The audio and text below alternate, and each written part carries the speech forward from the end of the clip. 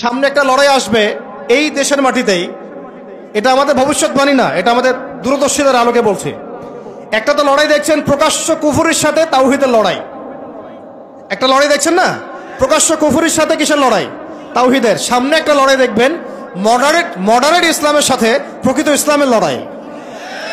নতুন একটা ব্যাটল দেখবেন সমাজের মধ্যে চলবে, কথায় কলমে, টকশোতে, ময়দানে, ওয়াজ মাহফিলে, সব জায়গায় দেখবেন একটা নতুন ব্যাটল সামনে আসবে। মডারেট ইসলাম মানে সুশীল মার্কা ইসলাম, বুঝেন নাই? সুশীল মার্কা পশ্চিমা আদলের এক ইসলাম, পশ্চিমাদের সন্তুষ্টি মানে সাধনকারী ইসলাম, এবং যে ইসলামটাকে ওরা প্রমোট করবে এর সাথে একটা লড়াই দেখা যাবে যারা নবী মুহাম্মদ সাল্লাল্লাহু আলাইহি ওয়াসাল্লাম এবং সাহাবীদের সেই সিরাতের আদলের ইসলাম মানে, এইটার সাথে একটা কনফ্লিক্ট সামনে দেখবেন আপনারা, দেখে নিয়েন ইনশাআল্লাহ। কারণ আমরা খুব গভীরভাবে অবজার্ভ করছি বিষয়গুলো, যে যারা এতদিন পর্যন্ত সুযোগ সন্ধানী ছিলেন তারা এখন মডারেট ইসলামের দীক্ষায় দীক্ষিত হচ্ছেন। এই ইসলাম দিয়ে আল্লাহর জমিনে দিন কায়েম হবে না। ইসলামে আল্লাহর জমিনে দিন কায়েম করতে হলে সাহাবীদের ইসলাম নিয়ে আসতে হবে বাংলার জমিনে। আর সাহাবীদের ইসলাম শুধু আমর বিল মারুফের ইসলাম ছিল না, এখানে নাহি আনিল মুনকারও ছিল। মানে আপনারা হয়তো বোঝেন নাই, মানে শুধু সৎ কাজে আদেশের ইসলাম ছিল না, বরং অসৎ কাজে নিষেধের ইসলামও ছিল। শুধুমাত্র আমরা ভালো ভালো কথা বলবো, অন্যায় নিষেধ করব না, শুধুমাত্র তাবলীগের কথা বলবো, আল্লাহর জমিনে দিন কায়েমের কথা বলবো না, প্রয়োজনে আমরা জুলুমের বিরুদ্ধে দাঁড়িয়ে যাব না, জালেমের বিরুদ্ধে প্রতিবাদ করব না, এইরকম ইসলাম, এইরকম মানহাজ দিয়ে আপনি বাংলাদেশের জমিনে দিন কায়েম করতে পারবেন। এখন কথা হচ্ছে, আমি অনেক গভীরে চলে যাচ্ছি। যুবক ভাইদেরকে বলছিলাম যে নামাজের সাথে তেলাওয়াত ধরে রাখেন, আজকার ধরে রাখেন, ওলামা ইকরামের সোহবত ধরে রাখেন, এবং প্রকৃত ইসলাম আর এই protestant version of Islam, moderate Islam, এর পার্থক্য বোঝার চেষ্টা করবেন। ইসলাম শিখবেন আল্লাহ, তার রাসূল এবং সাহাবীদের কাছ থেকে। ইসলাম আমাকে পশ্চিমাদের কাছ থেকে শিখতে হবে না, ভারতের কাছ থেকে শিখতে হবে না, এই সুশীলদের কাছ থেকে শিখতে হবে না, এই মুনাফিক মার্কা বুদ্ধিজীবীদের কাছ থেকে শিখতে হবে না। ইসলাম শিখবো কোত্থেকে? সাহাবীদের কাছ থেকে। কাদের কাছ থেকে? এবং সিরাত থেকে আমি দলিল নিব। কোত্থেকে দলিল নিব? সিরাত থেকে, কোরআন থেকে এবং সুন্নাহ থেকে আমি দলিল নিব। আমি পশ্চিমাদের থেকে দলিল নিব না। একটা বিষয়ে স্পষ্ট মনে রাখবেন, ওরা যে ইসলামটাকে প্রমোট করবে নিঃসন্দেহে সেই ইসলামের মধ্যে আব্দুল্লাহ বিন উবাইয়ের একটা মানহাজ থাকবে। ওদের ইসলামের সাথে আব্দুল্লাহ বিন উবাইয়ের মানহাজ জড়িত থাকবে। খবরদার এই ট্র্যাপে পা দিবেন না, আল্লাহ পাক আপনাদেরকে হেফাজত করেন, আমিন।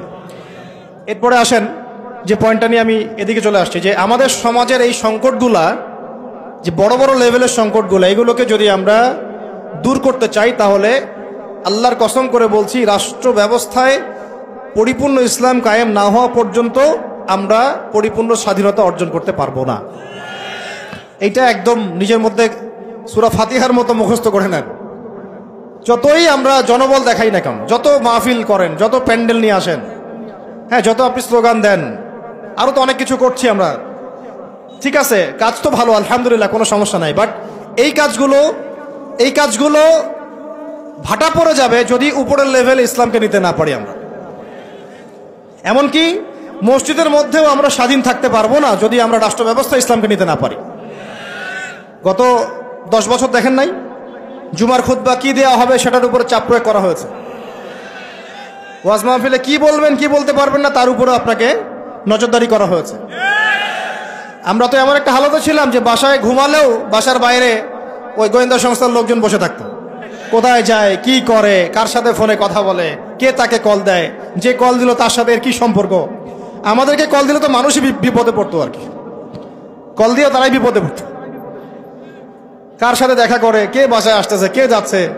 এই যে একটা মনে আছে দাজ্জাল যে দ্বীপে বন্দী আছে, একটা হাদিস আছে না, একটা যে তামিম দারি রাদিয়াল্লাহু আনহু হাদিস, প্রথমে একটা প্রাণীর সাথে দেখা হয়, সেই প্রাণী জিজ্ঞাসা করে যে তোমরা কোথা থেকে আসছো, মনে আছে হাদিসটা? তো ওই প্রাণী নিজের পরিচয় দিয়েছিল কি, যে আমি জাসাস, আমি কি জাসাসা, আমি কি জাসাসা, আমি হচ্ছে গোয়েন্দা। জানি না এই হাদিসের আসলে তাওয়িল এখন আমার জানা নাই, আল্লাহ ভালো জানেন, আমি এখনো শিখছি। কিন্তু এখন খেয়াল করে দেখেন পুরা যে সভ্যতাটা চলছে, এরা যেভাবে তাওহীদপন্থী মুসলিমদেরকে এইভাবে গোয়েন্দা সংস্থাদের আওতায় নিয়ে আসছে, উঠতে বসতে চলতে ফিরতে তারা আপনাকে নজরদারির মধ্যে রাখতেছে। ঠিক দাজ্জালের ওই জাসাসার মতো, ঠিক দাজ্জালের জাসাসার মতো। আল্লাহ, যাই হোক, কথা হচ্ছে যে আপনি আমি মসজিদেও স্বাধীন থাকতে পারবো না যদি আমরা উপরের লেভেলের ইসলামকে নিতে না পারি, শক্তিশালী হতে না পারি। এই যে একটু আগে বললাম সুদের কথা, আপনি সুদভিত্তিক অর্থ ব্যবস্থাকে বন্ধ করা তো দূরের কথা, বন্ধ করা বহু দূরের কথা, এখানে সংস্কার আনতে পারবেন না যদি আপনি রাষ্ট্র ক্ষমতা ইসলামকে নিতে না পারেন। শিক্ষার কথা বলি, দুটো লাইন বলি।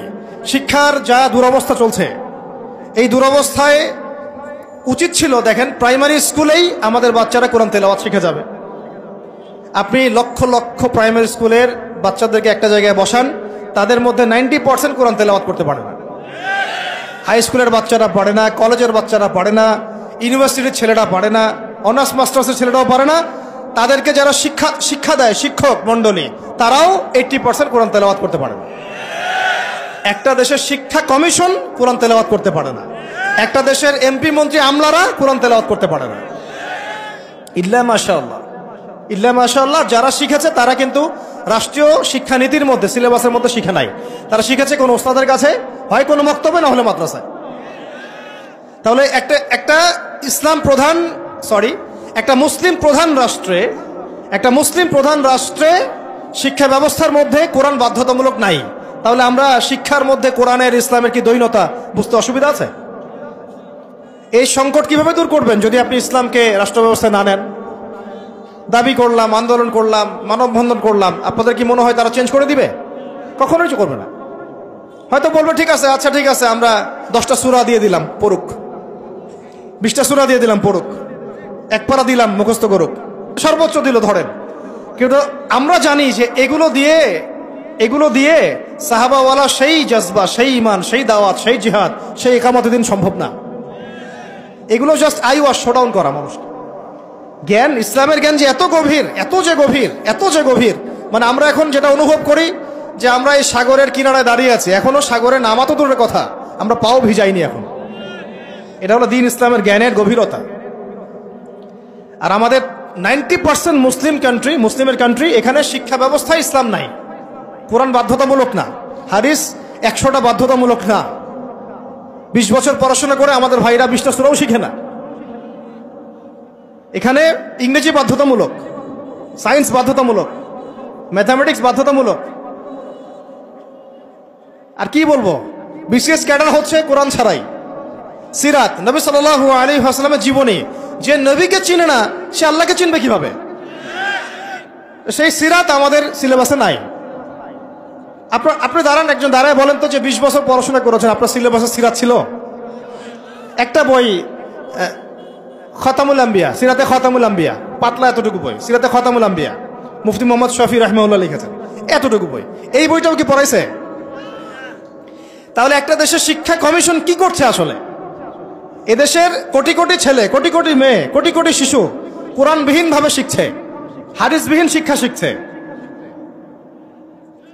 সিরাতবিহীন শিক্ষা শিখছে, ইসলামের ইতিহাস নাই, আকিদা তো বহু দূরের কথা, ফরজে আইনেরও কোনো পড়াশোনা নাই। কিন্তু এখানে আপনি শরীফও পাবেন, এখানে আপনি শরীফও পাবেন, আরো কত কি পাবেন। এগুলো না হয় নাইবা বললাম, বলতেও খারাপ লাগে। উন্মুক্ত যৌন চর্চা ওখানে পড়ানো হচ্ছে, যৌন শিক্ষার নামে উন্মুক্ত ফ্রি সেক্সের দীক্ষা দেওয়া হয় নাই। এখন কতটুকু সংস্কার হচ্ছে আমি জানি না, নতুন করে আমি বই ঘাটি নাই। আগে 20-30 বছর আগে যাও ইসলামের কিছু ছিল, গদ্য পদ্য উপন্যাস কিছু ছিল, এগুলো আস্তে আস্তে সব উঠায় দেওয়া হয়েছে। খেয়াল করে দেখেন। তাহলে এটাকে পরিবর্তন আনার জন্যে শুধু কি মানববন্ধন যথেষ্ট হবে? ওয়াজ মাহফিলে আমি যে বলছি, আমার বলাটা কি যথেষ্ট হবে? এরা শুনেও শুনবে না, দেখেও দেখবে না। আমি বলে দিচ্ছি আপনাদেরকে, যদি সেকুলাররা উপরে থাকে, এই তথাকথিত সুশীলরা, এই রাম বাম প্রগতিশীলরা, এরা এই কথাগুলো শুনে বিশ্বাসও করতে পারে, হ্যাঁ এটা সত্য কথা বলছে ছেলেটা, কিন্তু ওরা কিছুই করবে না। কারণ কিছু বললেই দুটো শব্দ, কিছু বললে নাকি ওদের আব্বু মাইন্ড করবে। আব্বু চিনেন তো? আব্বু হচ্ছে কে? আমেরিকা। হ্যাঁ, কিছু বললে কে মাইন্ড করবে? আবার কিছু বললে আম্মু নাকি বকা দিবে। আম্মু চিনেন? আম্মুকে না, আম্মু হচ্ছে ভারত। ওদের চিন্তাটা এরকম, কিছু বলবো না, বলা যাবে না, কিছু করা যাবে না, সংস্কার করা যাবে না, কিছু বললে আব্বু মাইন্ড করবে। আব্বু কারা? পশ্চিমারা। আব্বু কারা? পশ্চিমারা। আবার এখন বলছে কিছু বললে আম্মু মাইন্ড করবে, আম্মু বকা দিবে। হ্যাঁ, আপনারা কেন মব সন্ত্রাস করতেছেন, মবক্রেসি করতেছেন? আসলো না কিছু কথা কয়দিন আগে? কিছু বললেই, মানে হুজুররা কিছু বললেই ভারত চেতে যাবে, ভারতের মিডিয়াতে তোলপাড় হবে। হ্যাঁ, বাকি আপনারা যদি আন্দোলন করেন, সংগ্রাম করেন, অভ্যুত্থান ঘটান, তাহলে কোনো সমস্যা নাই। হুজুররা বললেই সমস্যা। এটার কারণ একটাই, এই পৃথিবী দুই ভাগে ভাগ হয়ে গেছে। মনে রাখবেন, এই পৃথিবী দুইটা শিবিরে ভাগ হয়ে গেছে, সামনে আরো যাবে। একটা ঈমানের শিবির, একটা কুফুরের শিবির। মাঝখানে কিচ্ছু নাই, মাঝখানে কিছু মুনাফিক থাকবে, এরা কাফেরদের সাথেই থাকবে। আপনারা এই হাদিসটাও পড়বেন, শেষ জামানে যখন দাজ্জাল বের হবে, মদিনার উপকূলে সে পৌঁছাবে, দূর থেকে দেখে বলবে যে ওইটা আহমদের মসজিদ সাল্লাল্লাহু আলাইহি ওয়াসাল্লাম। আহমদ মানে কে? মুহাম্মদ সাল্লাল্লাহু আলাইহি ওয়াসাল্লাম। তো সে ওখানে যেতে পারবে না, ফেরেশতারা দাঁড়িয়ে থাকবে খোলা তরোয়াল নিয়ে, পাহারা দিবে। তো সেখানে সে আঘাত করবে আর কি, এটা ভূমিকম্প হবে। তো ওই ভূমিকম্প যখন হবে, ওই ভূমিকম্পতে মদিনার মধ্যে থাকা যত মুনাফিক, এগুলো বের হয়ে দাজ্জালের বাহিনীতে যোগ দিবে। মানে পৃথিবীর শিবির আস্তে আস্তে দুই ভাগ হয়ে যাবেই, ঈমানের শিবির এবং কুফুরের শিবির। মাঝখানে কোনো আর দল থাকবে না, কিছু মুনাফিক থাকবে, এরা কাফেরদের সাথেই যুক্ত হবেই শেষমেশ। কথা হচ্ছে ভাই, মূল কথা একটাই, এই যে অর্থনৈতিক সংস্কারের কথা বললাম আর শিক্ষা সংস্কারের কয়েকটা উদাহরণ দিলাম। শিক্ষার এই দৈন্যতা, দুরবস্থা, 20টা বছর 30টা বছর আপনার জীবন থেকে কেড়ে নেওয়া হলো একটা চাকরির সুরসুর দিয়ে, একটা শিক্ষিত হবেন সার্টিফিকেটের একটা কলা ঝুলাই দিয়ে আপনার জীবন থেকে 20 বছর নিয়ে নেওয়া হয়েছে। এই 20 বছরে আপনি কিচ্ছু শিখতে পারেননি ইসলামের। কিন্তু এই 20 বছর কিন্তু জীবন আর ফিরে আসবে না। 20 বছর দূরের কথা, একটা দিন চলে গেলে কি ফিরে আসবে নাকি? অথচ এই 20 বছরে আপনি মুফতি হয়ে যেতে পারতেন। আমরা আফসোস করতেছি এখন। এবং ওই সময়, যে সময়টা কেড়ে নেওয়া হয়েছে, ওই সময়টা আমাদের জীবনের সবচেয়ে উর্বর সময় ছিল। ওই সময় আমাদের ব্রেন থাকতো ফটোকপি ব্রেন, একটা পৃষ্ঠা দেখলেই মুখস্থ হয়ে যায়। তখন মুখস্থ করাইছে একদম ছোটবেলা থেকেই। আমি তো শিক্ষা নিয়ে কাজ করতেছি লাস্ট 7 বছর 8 বছর হয়ে গেছে। 7-8 বছর থেকে আমি স্কুলিং করতেছি, আরো বিভিন্ন প্রজেক্টে আছি। ওদের সবগুলো বই শুরু থেকে গোড়া থেকে ঘেটেছি আমরা, ঘাটছি, এখনো ঘাটছি। একদম ছোটবেলা থেকেই বাচ্চাকে শেখায় Jack and Jill went up the hill. আপনারা পড়ছেন না এগুলো? জনি জনি ইয়েস পাপা, এই কবিতাগুলো একদম ছোটবেলা থেকে প্লেয়ার ক্লাসে, নার্সারি ক্লাসে ওই কবিতার মধ্যে ওকে মিথ্যা শেখানো হয়। জনি জনি ইয়েস পাপা কবিতাটা দেখেন, ইটিং সুগার নো পাপা, খাচ্ছ কি চিনি খাচ্ছ, বলতেছে কি খাচ্ছি না, মুখের মধ্যে কিন্তু চিনি আছে। তাহলে ছোটবেলায় আমার বাচ্চাকে শেখানো হলো কিভাবে মিথ্যা বলতে হয়। প্রত্যেকটা জায়গায় সমস্যা আছে, প্রতিটা জায়গায় তারা সূক্ষ্ম সুকৌশলে বিষ ঢুকাই দিছে। প্রবলেমের মানে সমস্যার গোড়া যে এত গভীর, কোনটা ছেড়ে কোনটা বলবো আমরা হুঁশ পাচ্ছি না। এই জন্য পুরো মূল সমাধানের জায়গাটা বললাম, ওইটা যদি ঠিক হয়ে যায় বাকি সবগুলো ঠিক হয়ে যাবে ইনশাআল্লাহ।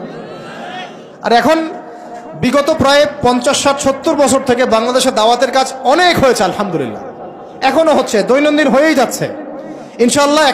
একটা জেনারেশন তৈরি হয়ে গেছে আলহামদুলিল্লাহ, যারা আল্লাহর জমিন, আল্লাহ দিন কায়েমের জন্য জান পর্যন্ত দিতে পারবে।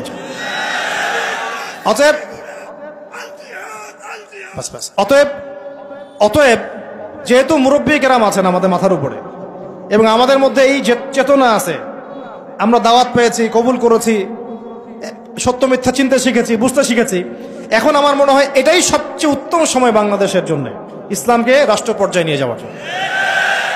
এখন যদি আমরা পিছুপা হয়ে যাই, শিথিলতা দেখাই, বা এই অভ্যুত্থানে আমরা যদি পরবর্তী সময়ে ইসলামকে এগিয়ে নিতে ব্যর্থ হয়ে যাই, আমরা আবার 50 বছর পিছায় যাব কিন্তু।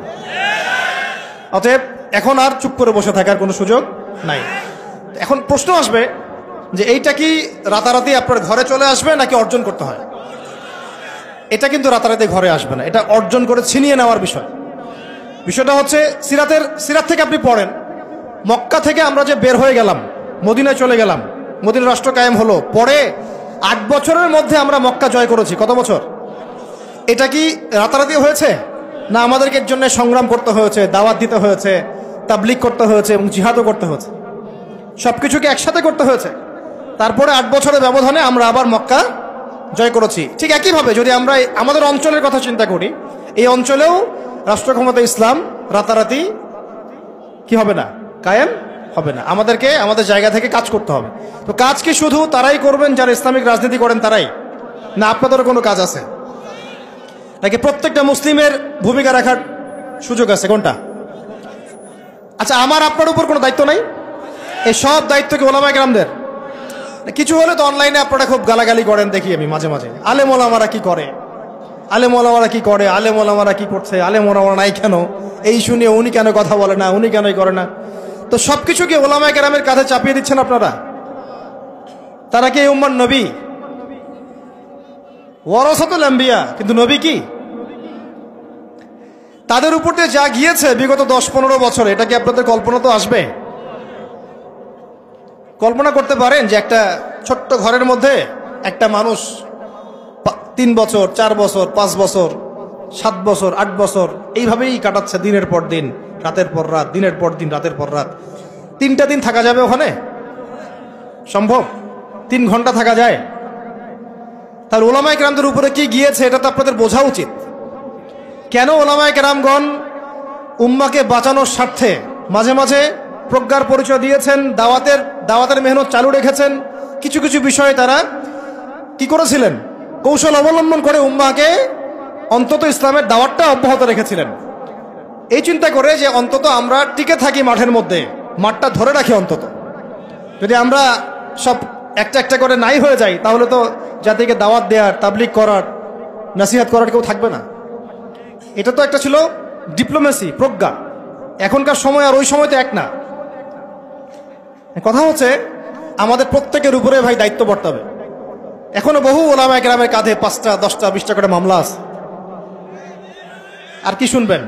বহু ওলামায়ে কেরামের মানে আত্মীয় স্বজন মামলা মোকদ্দমার শিকার।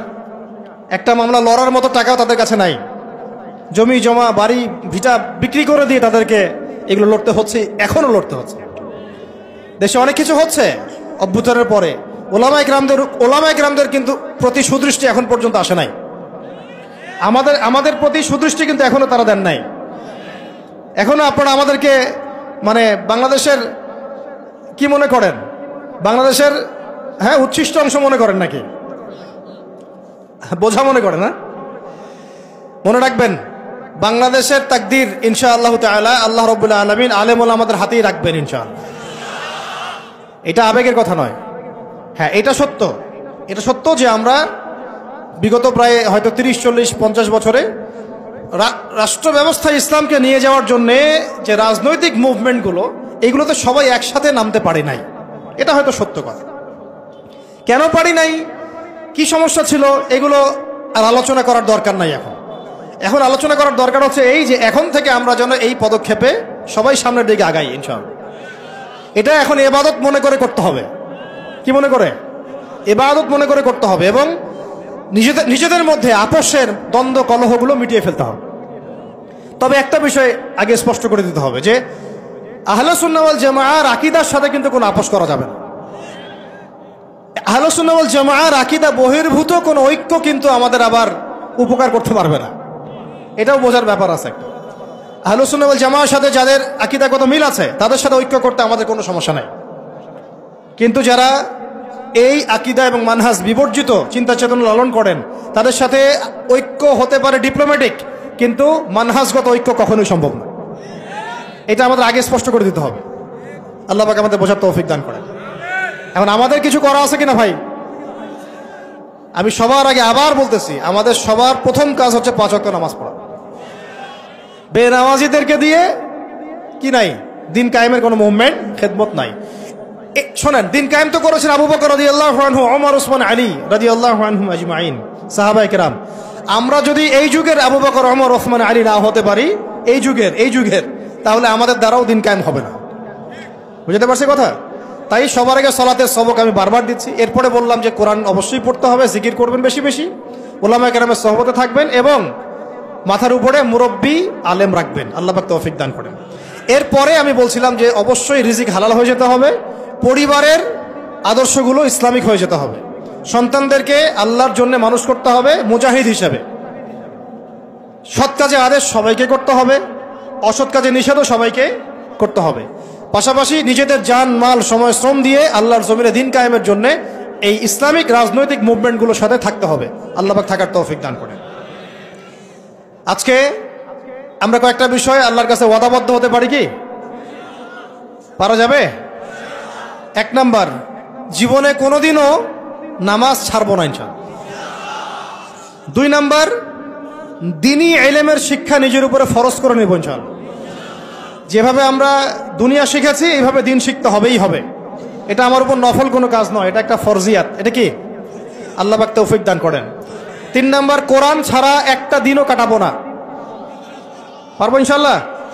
কোরআনুল কারীম ছাড়া একটা দিনও কাটাবো না ইনশাআল্লাহ। 4 নাম্বার, আল্লাহর জিকিরে জবানকে সিক্ত রাখবো ইনশাআল্লাহ। 5 নাম্বার, মাথার উপরে একজন বরেণ্য আলেম রাখবো, অন্তত একজন। অন্তত কয়জন? কারো মাথার উপরে 100 জন থাকতে পারেন, কোনো সমস্যা নেই। অন্তত একজন মুরব্বী আলেমের পরামর্শে চলবেন, একা একা চলবেন না।